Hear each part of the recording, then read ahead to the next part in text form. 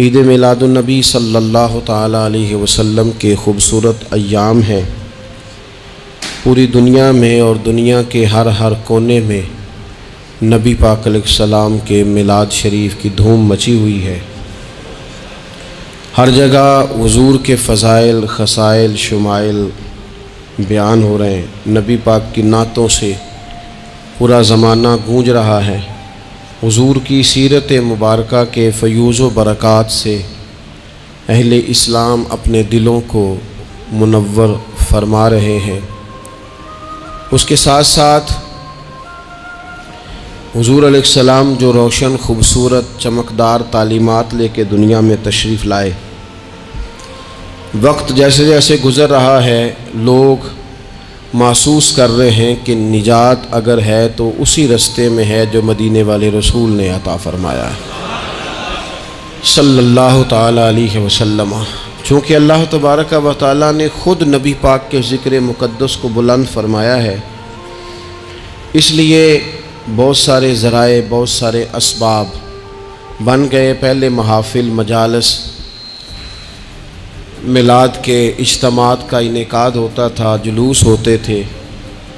اب یہ کہ بڑے بڑے ٹی وی چینل اور دنیا کے بڑے بڑے نشریاتی ادارے، آپ جس طرف بھی دیکھیں گے رسول پاک علیہ السلام کا تذکرہ کرتے نظر آئیں گے۔ بہت پہلے کہا تھا اعلیٰ حضرت نے کہ عرش پہ تازہ چھیڑ چھاڑ اور فرش پہ طرفہ دھوم دھام، کان جدھر بھی لگائیے تیری ہی داستان ہے۔ کان جدھر بھی لگائیے تیری ہی داستان ہے۔ ہر جگہ حضور کے ذکر پاک نے روشنی بکھیری ہوئی ہے۔ اللہ تعالیٰ نے جہاں نبی پاک علیہ السلام کو بڑی عظمتوں، شانوں، رفتوں اور بلندیوں سے نوازا، وہاں یہ بھی فرمایا کہ وما ارسلناک الا رحمۃ للعالمین، ہم نے اپنے محبوب علیہ السلام کو تمام جہانوں کے لیے رحمت بنا کر بھیجا ہے۔ نبی پاک صلی اللہ تعالی علیہ وسلم کا وجود سراپا رحمت ہے۔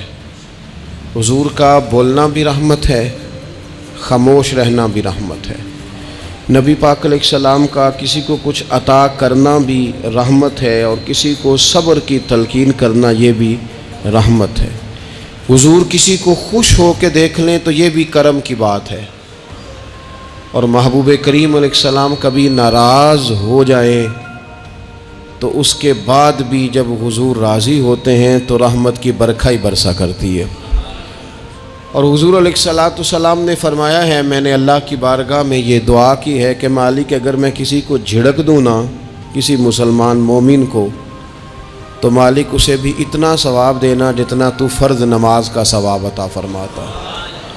تو وجود سارے کا سارا حضور کا رحمت کاملہ ہے۔ نبی پاک کا مسجد نبوی شریف میں بیٹھ کر پیغام دین دینا بھی رحمت ہے، اور حضور اگر اسلحہ پہن کر بدر کے میدان میں آ جائیں، اللہ کے دین کو نافذ کرنے کے لیے دست مبارک میں تلوار اٹھا لیں، تو یہ بھی کائنات کے لیے رحمت ہے، یہ بھی فضل ہے۔ کیوں؟ اس لیے کہ اگر جڑی بوٹیاں کاٹی نہ جائیں تو اصل فصل کا نقصان کر جاتی ہیں۔ اس لیے ضروری ہوتا ہے کہ ایسی چیزوں کو تلف کر دیا جائے جو انسانیت کے لیے نقصان کا باعث۔ اللہ تعالیٰ نے نبی پاک علیہ السلام کے وجود کو سراپا رحمت بنایا۔ بدقسمتی یہ ہوئی کہ دور جب بدلا نا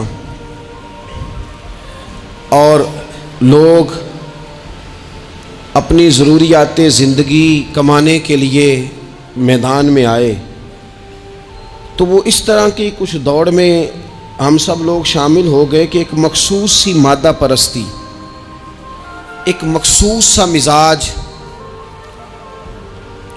دولت کی اینک سے ہر چیز کو دیکھنے کا، تو ڈھیر سارا کچھ شخص اچھا ہے، اس میں بہت بڑی تعداد میں بھلائیاں پائی جاتی ہیں، اتنی زیادہ بھلائیاں کسی میں پائی جاتی ہیں، اتنا پیارا آدمی ہے، اتنا شستہ اس کا مزاج ہے، لیکن ہم جب کسی سے ملتے ہیں تو ہم یہ دیکھتے ہیں کہ اس کی ساری اچھائیاں اپنی جگہ پر پتہ چلے نا کہ وہ ہمیں کیا دے سکتا ہے، ہمارے کس کام آ سکتا ہے، ہمارے لیے کتنا نفع بخش ہو سکتا ہے، ہمارے لیے کتنا سود مند۔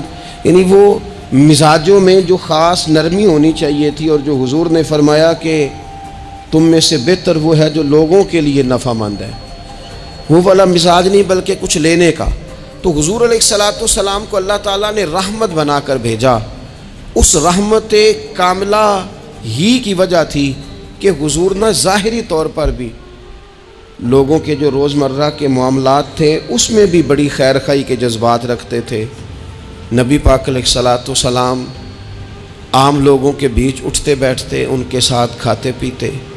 سرور کائنات کا طریقہ یہ ہوتا کہ اگر غلاموں میں سے کوئی بیمار ہو جاتا تو تیمارداری کرنے تشریف لے جاتے، صبر کی نصیحت کرتے، اللہ کے حبیب علیہ الصلاۃ والسلام اس کے لیے مناسب دوا بھی تجویز کرتے، دعا بھی فرماتے۔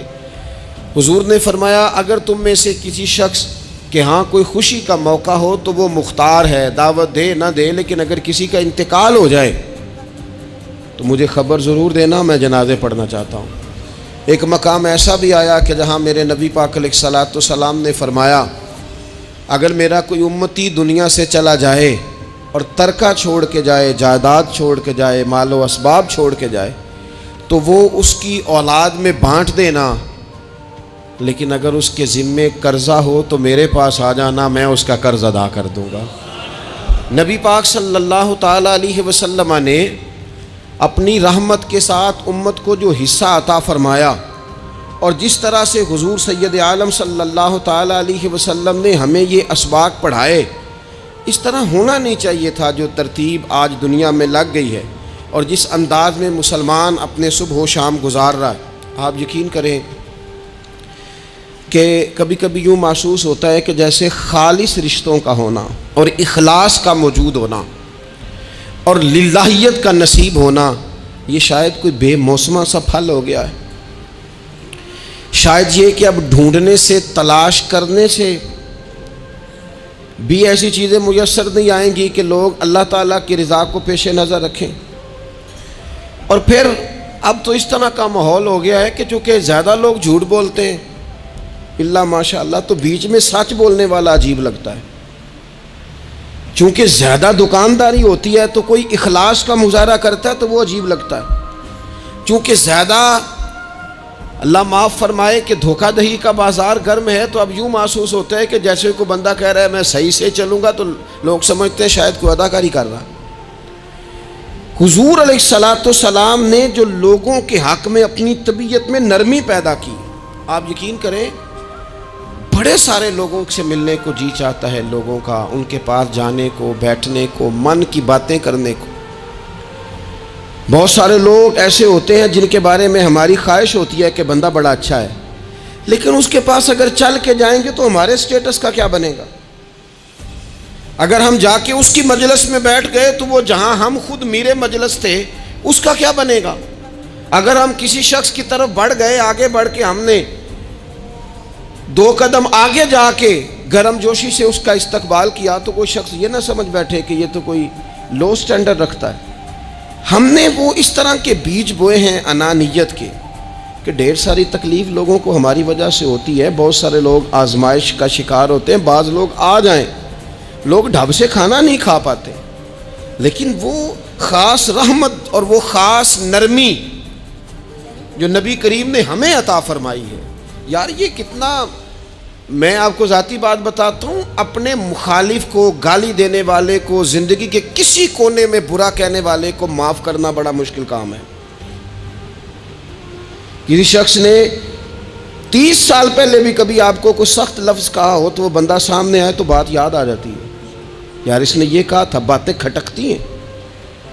کسی مقام پر کھڑے ہو کر کسی جگہ پر کسی بندے نے آپ کو تکلیف دی ہو، بندہ اس جگہ پہ آئے تو وہ چیز کھٹکتی ہے، لیکن یہ اعزاز صرف رحمت للعالمین محبوب کا ہے کہ حضور کے سامنے جب وہ لوگ پیش ہوئے حضرت وحشی جیسے کہ جنہوں نے پورا وجود کاٹ دیا تھا حضرت امیر حمزہ کا اور کان، ناک، آنکھیں نکال دی تھی، انہوں نے آ کے عرض کی حضور ہمارے جیسے گناہگار بھی آئیں تو معافی ہو جاتی ہے، فرمایا ہو جاتی ہے تو پڑھ کلمہ ہم فوراً ہی معاف کر دیں گے۔